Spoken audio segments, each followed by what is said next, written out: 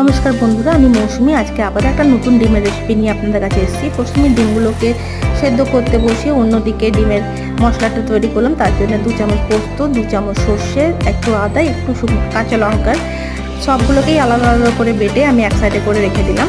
অন্যদিকে আমি একটি বড় সাইজে আলুকে ছুলে লম্বা লম্বা করে কেটে ও একটা টমেটোকে পেস্ট করে রেখে দিলাম।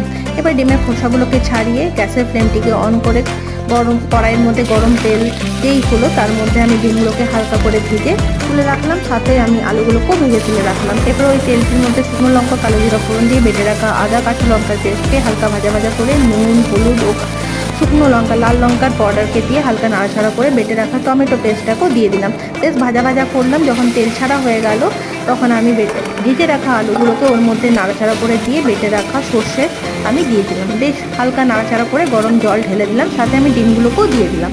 বেশ যখন গা মাখা মাখা হয়ে গেল সবশেষে আমি বেটে রাখা পোস্তকে ওর মধ্যে দিয়ে নাড়াচাড়া করে সবশেষে 2 চামচ সর্ষের তেল ও কাঁচা লঙ্কা দিয়ে নাড়াচাড়া করে নামালাম। গ্যাসের ফ্লেমটি বন্ধ করলাম। আপনাদের যদি এই রেসিপিটি পছন্দ হয় প্লিজ আমার চ্যানেলটিকে লাইক, শেয়ার ও সাবস্ক্রাইব করবেন। টাটা।